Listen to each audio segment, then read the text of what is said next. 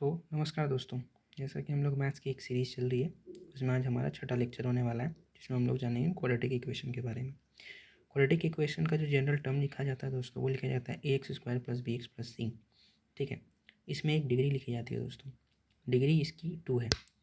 2 का मतलब ये हुआ कि x का मैक्सिमम जो पावर होगा उसे हम कहेंगे डिग्री। यहाँ पे जितनी डिग्री होगी उतना ही उसके रूट्स निकलेंगे।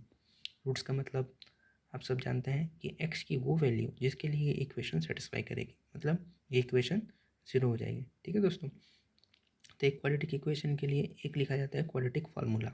ठीक, क्वाड्रेटिक फार्मूला जो लिखा जाता है उसके लिए लिखा जाता है डिस्क्रिमिनेंट। डिस्क्रिमिनेंट जो लिखा जाता है वो लिखा जाता है b² - 4ac।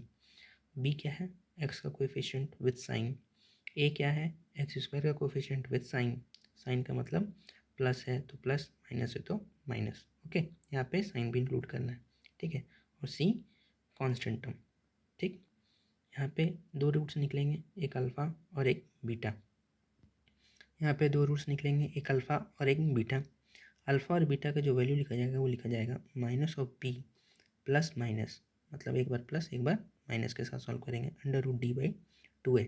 इसे ही हम लोग कहते हैं क्वाड्रेटिक इक्वेशन। ठीक है दोस्तों, एक बार अगर हम प्लस लेके सॉल्व करेंगे तो अल्फ़ा आएगा, एक बार अगर हम माइनस लेके सॉल्व करेंगे तो हमारा बीटा आएगा, मतलब दो रूट। ठीक है, अल्फ़ा का वैल्यू एक बार प्लस लेके सॉल्व करा, एक बार अल्फ़ा, एक बार माइनस लेके सॉल्व करा, एक बार बीटा।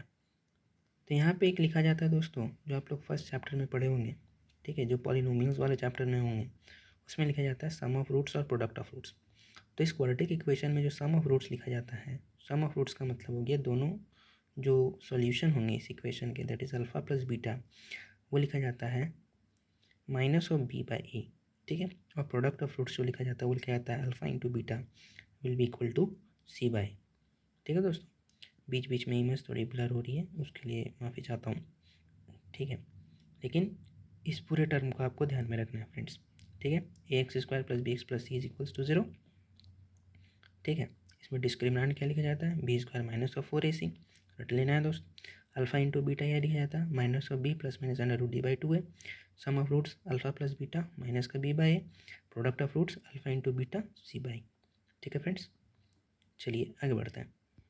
आगे बढ़ने के बाद आता है फ्रेंड्स क्वाड्रेटिक इक्वेशन में नेचर ऑफ रूट्स।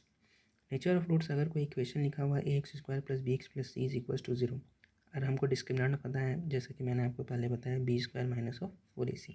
ठीक है, तो जो इसके अल्फ़ा और बीटा दो रूट्स निकलेंगे वो कैसे होंगे? रियल होंगे, इक्वल होंगे, रियल होंगे, अनइक्वल होंगे, या फिर इमेजिनरी होंगे।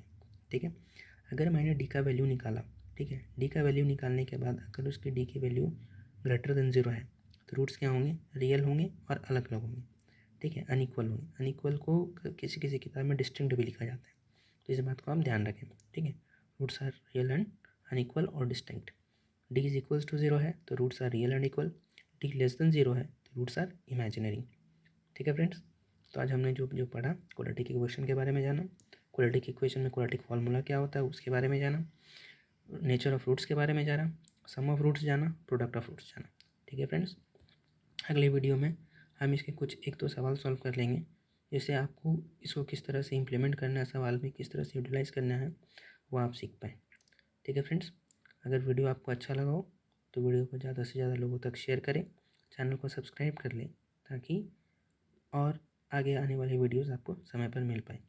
तो अच्छे से तैयारी करते रहिए, एग्ज़ाम में अच्छा परफॉर्म करिए। ठीक है, थैंक यू।